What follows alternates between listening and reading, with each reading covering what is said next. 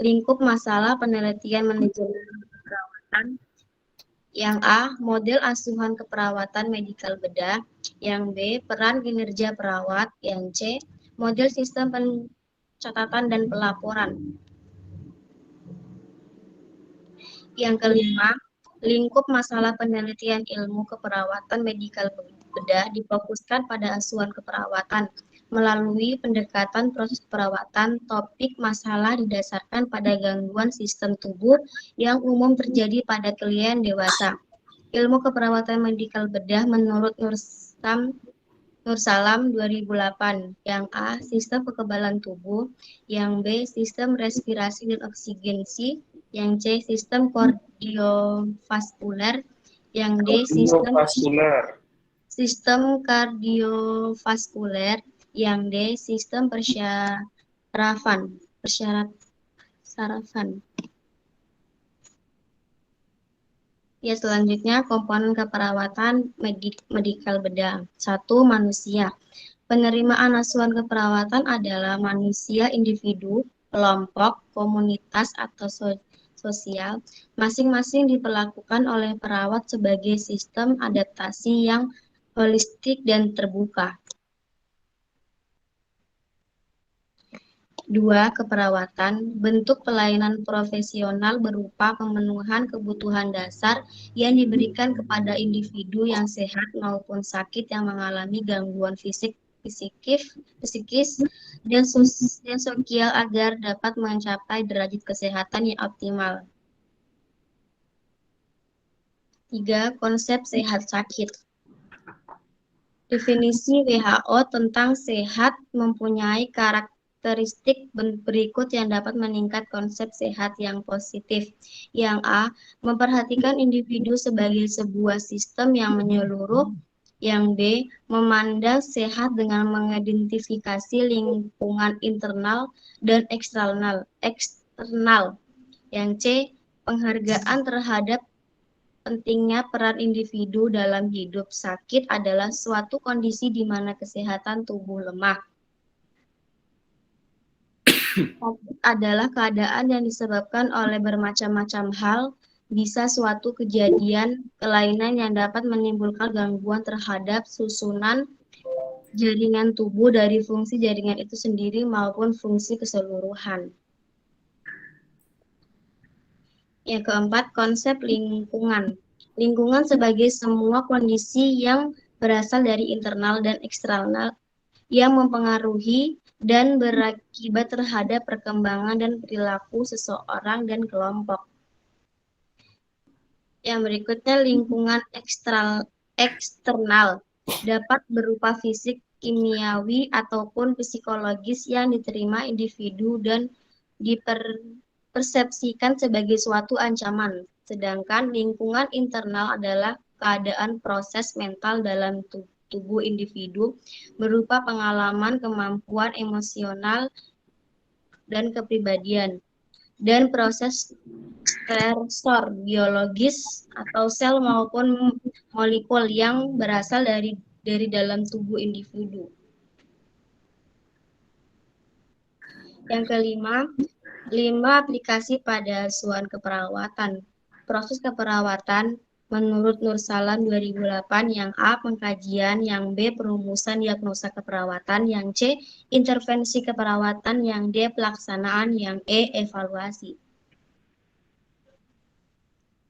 Tren keperawatan medikal bedah. Yang pertama, peluang riset keperawatan di masa depan. Hampir 90% perawat di daerah Jawa tidak melaksanakan riset dalam perannya.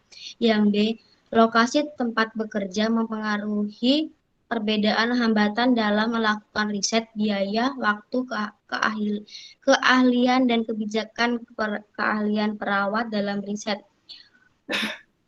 Waktu pelaksanaan yang terbatas, topik riset keperawatan yang tidak sesuai masih bersifat umum.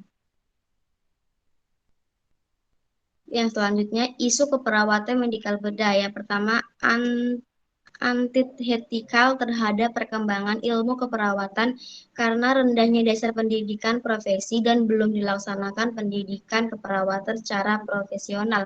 Yang kedua, rendahnya rasa percaya diri atau harga diri.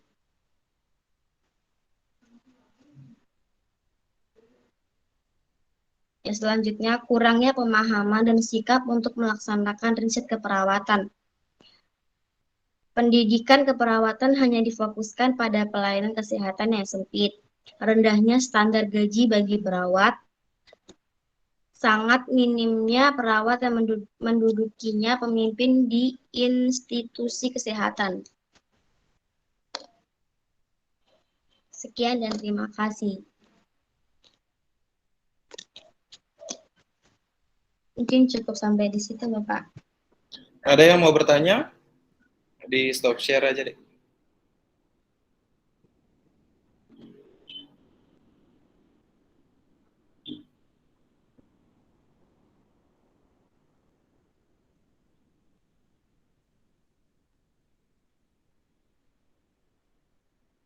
Stop share, stop share.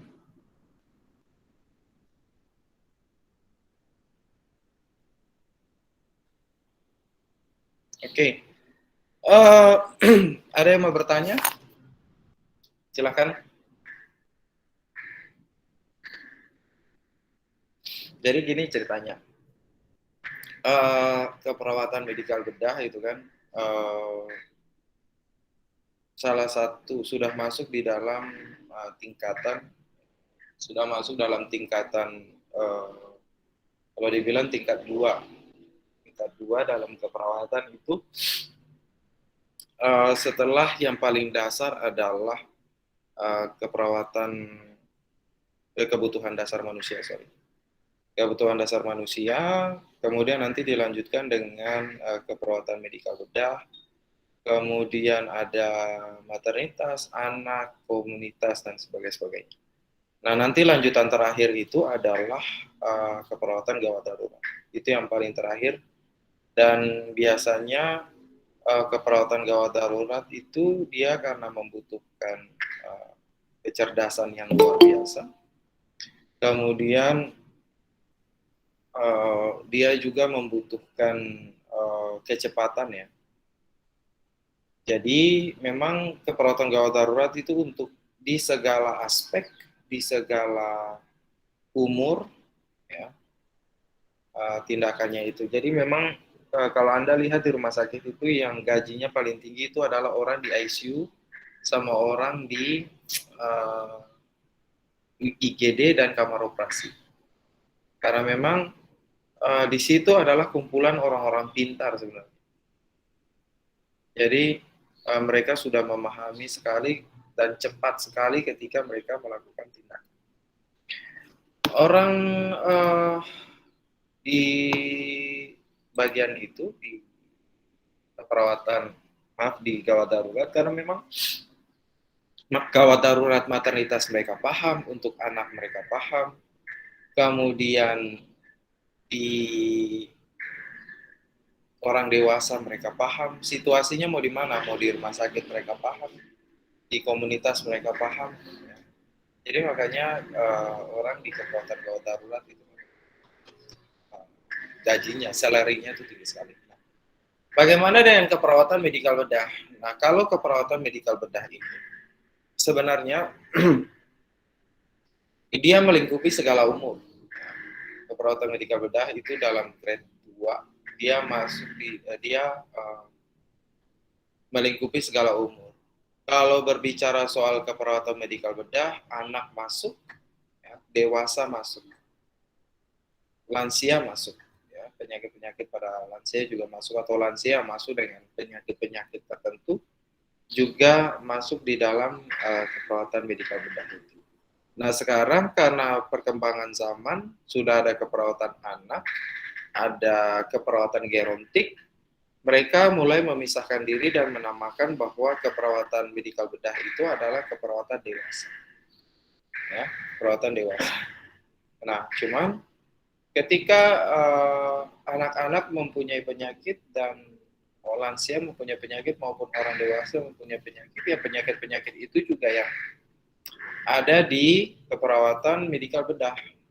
Jadi biasanya keperawatan medikal bedah itu kalau soal penyakit dia adalah dasar.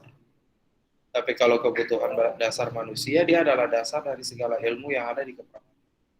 Karena memang tugas dari keperawatan itu sendiri adalah menyelesaikan permasalahan yang ada di dalam masalah dasar, masalah kebutuhan manusia.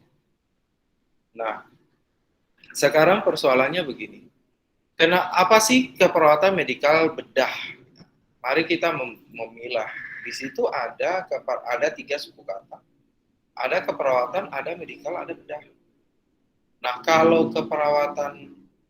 medikal itu adalah penyakit dalam, bedah itu adalah penyakit bedah, dan keperawatan itu adalah proses asuhan keperawatan. Jadi makanya disebut dengan keperawatan medikal bedah itu adalah sebuah asuhan keperawatan yang berfokus untuk mengatasi permasalahan yang ada di penyakit dalam maupun yang bedah.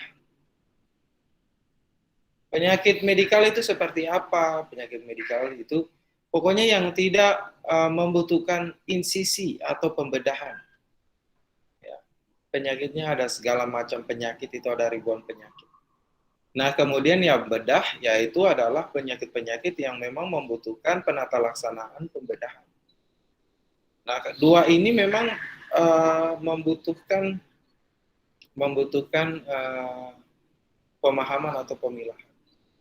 Saya kasih contoh.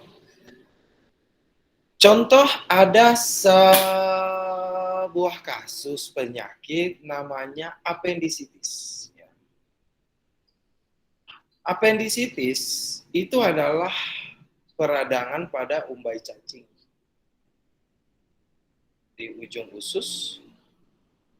Itu adalah penyakit medikal atau penyakit dalam. Dia termasuk di dalam radang usus.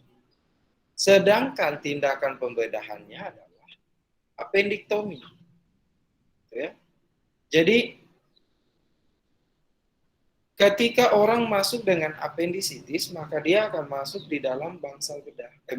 Bangsal medikal, penyakit dalam, ya, bangsal penyakit dalam. Sedangkan jika orang persiapan untuk apendiktomi, maka dia akan masuk di bangsal bedah, atau setelah dari dia masuk diinapkan di bangsal penyakit dalam, kemudian dia akan melakukan pembedahan, maka setelah itu dia akan dioper ke penyakit bedah, ruangan bedah, itu cerita.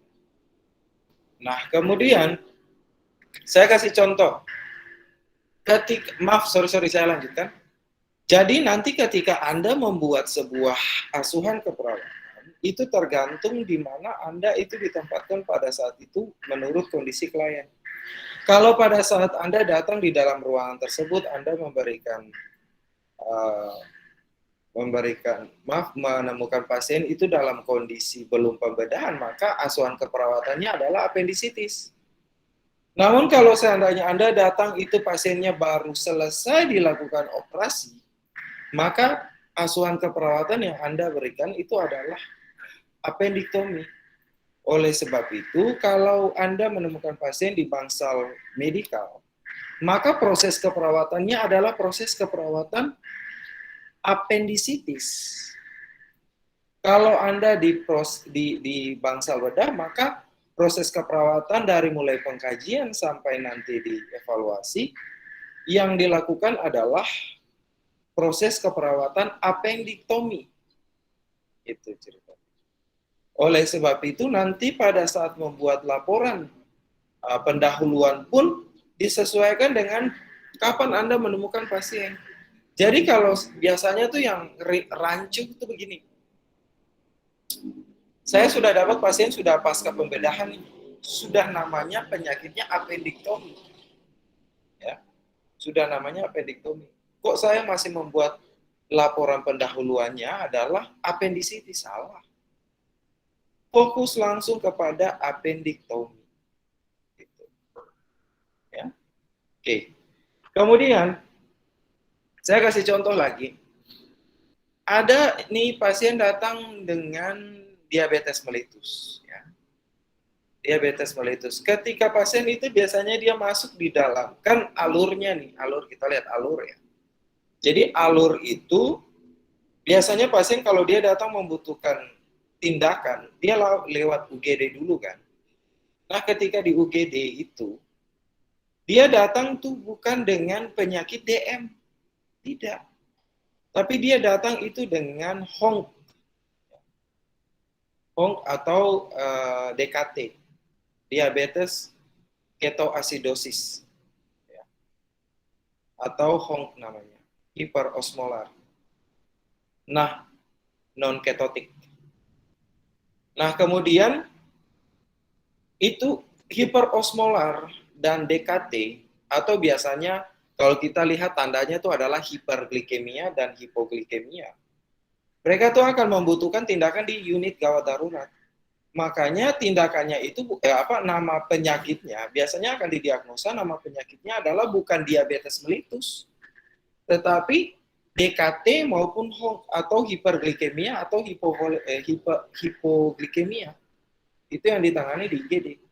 Kalau sudah tertangani, maka dia akan dibawa ke penyakit dalam, asalkan dia tidak mempunyai luka di sana.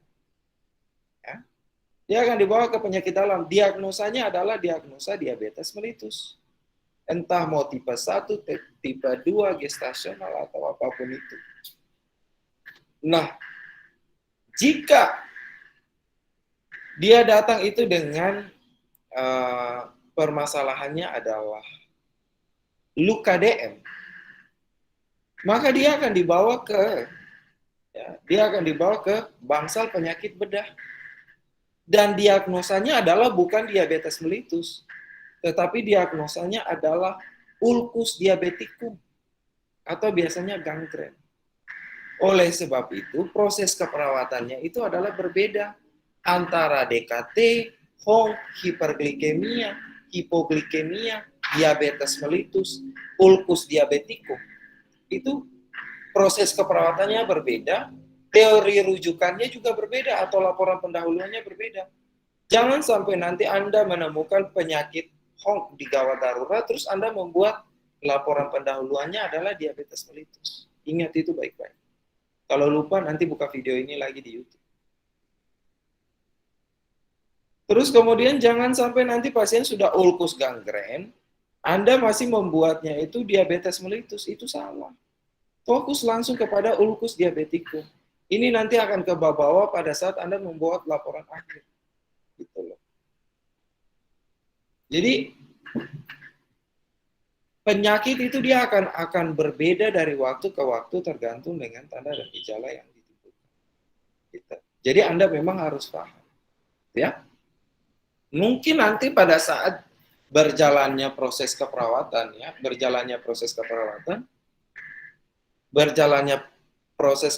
Anda akan menemukan diagnosa-diagnosa yang sebenarnya hampir mirip-mirip antara HONG dengan diabetes mellitus secara umum. Terus kemudian diabetes mellitus secara umum berkaitan dengan gangren gitu ya. Memang akan berkaitan, tapi cuman ada pembedanya.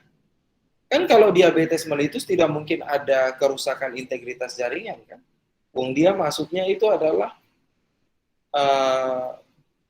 diabetes mellitus doang, ya. Tidak ada kerusakan integritas kulit. Begitu. Jadi jangan sampai Anda salah kaprah. Nah, kemudian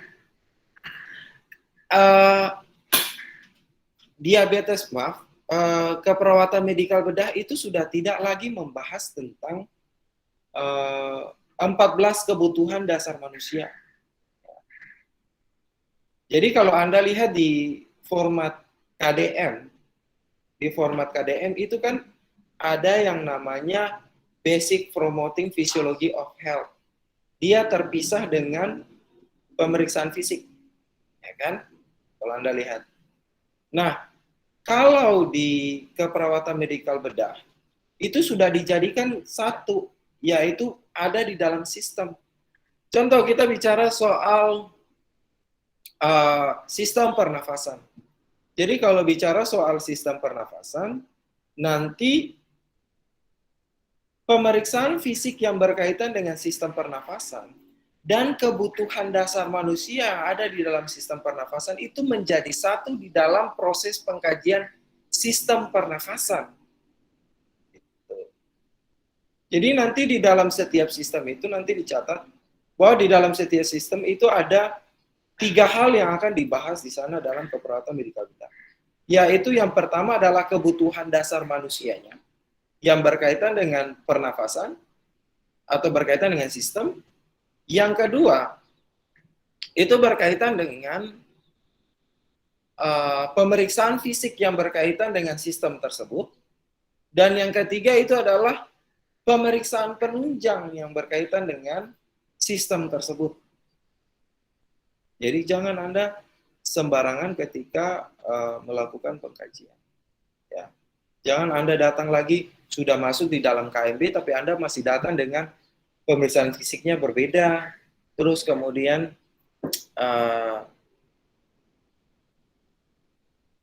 basic promoting fisiologisnya berbeda, dipisahkan gitu ya, padahal sebenarnya tidak boleh, harus jadi satu di dalam setiap sistem. Nah, terus kemudian kita akan mendapatkan permasalahan-permasalahan di dalam keperawatan medikal bedah ini adalah ketika Anda masuk di dalam keperawatan medikal bedah, intervensi yang harus Anda fokus seperti yang saya biasanya sampaikan kepada Anda bahwa keperawatan medikal bedah itu harus ada, atau keperawatan secara umum intervensinya atau implementasinya itu ada. Yang pertama itu adalah Anda melakukan observasi, pengkajian, monitoring. Ya. Itu hal itu yang harus diperhatikan. Jadi observasi, monitoring, pengkajian itu dimulai pada saat Anda melakukan pengkajian awal sampai nanti Anda melakukan evaluasi. Nah, kemudian diagnosa keperawatan pun akan berbeda-beda tergantung dari perkembangan penyakit si klien. Biasanya akan bertambah dari tahun ke tahun lagi, hari ke hari maupun shift ke shift. Terus kemudian lanjutnya adalah implementasinya itu setelah observasi tadi, Anda harus melakukan tindakan keperawatan mandiri. Ya. Harus melakukan tindakan keperawatan mandiri. Karena memang untuk berkolaborasi, itu kita mempunyai waktu tersendiri dengan orang lain ketika kita tidak mampu untuk mengatasi masalah pada klien tersebut. Namun, berjalannya pada saat kita melakukan proses keperawatan itu, biasanya kita harus mendahulukan proses keperawatan mandiri dulu, ya.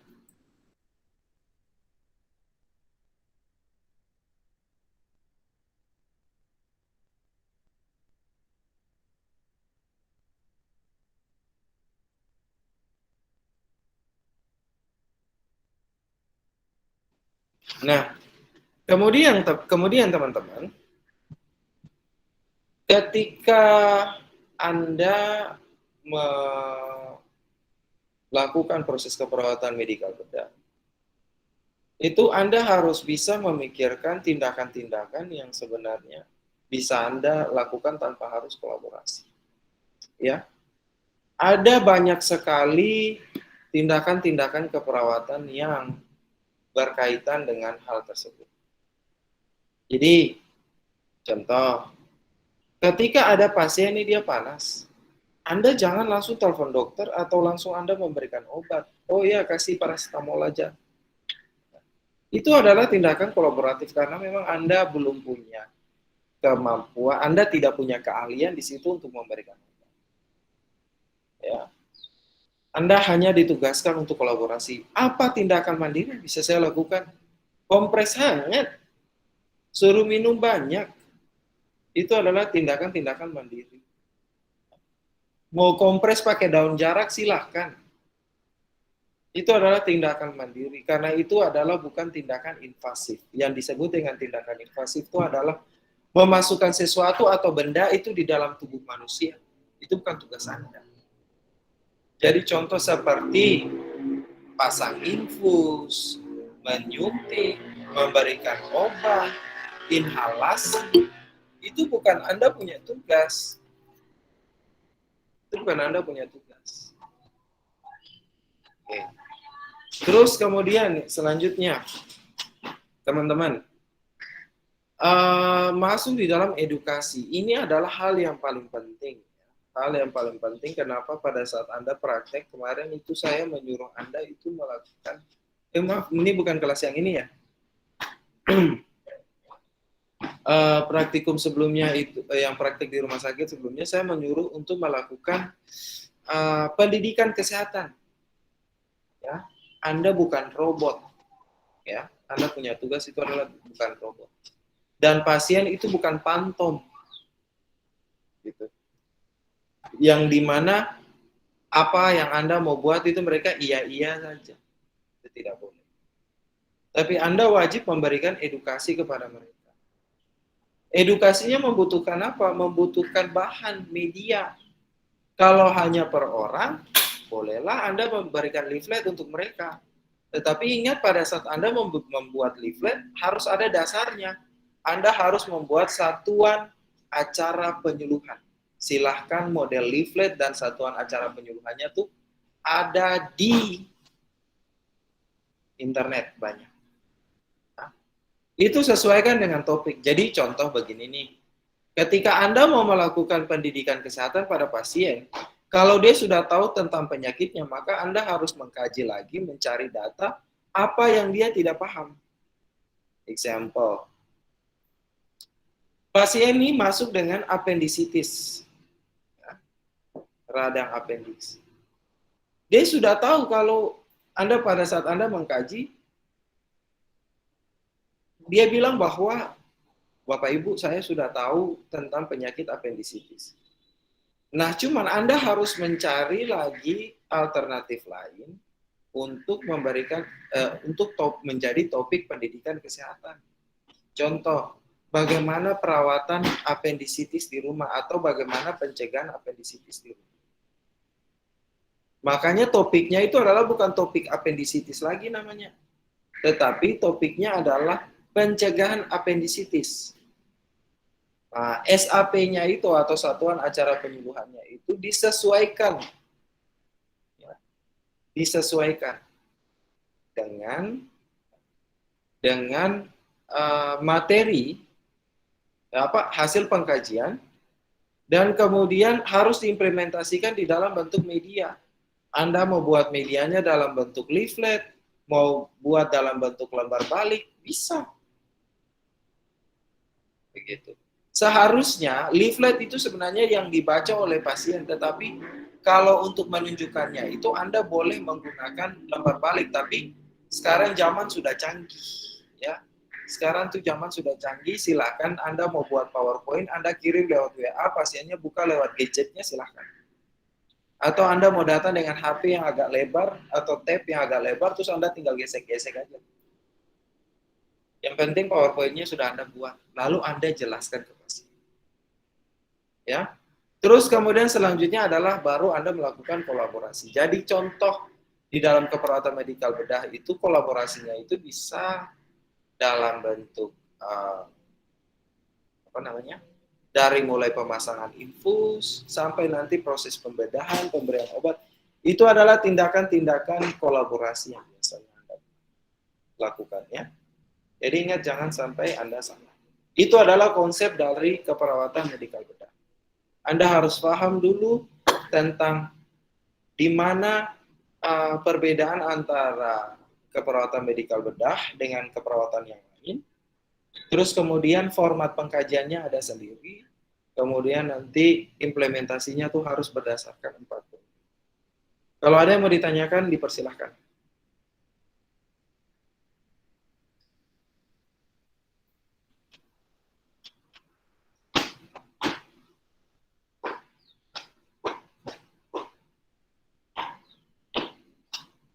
Tidak ada yang mau bertanya? Kalau tidak ada yang mau bertanya, saya persilahkan untuk Anda mengisi absen yang sudah ada dan kemudian secepatnya mengerjakan tugas yang sudah diberikan. Saya kasih waktu sampai jam 9 tepat, itu saya akan tutup linknya. Selamat pagi dan silahkan mengerjakan tugas tersebut. Sudah ada di kolom chat.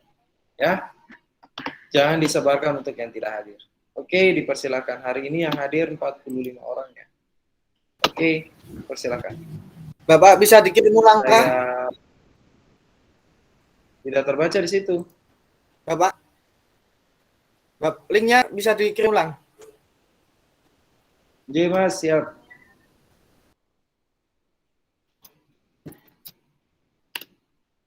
Oke, sudah ada di kolom chat.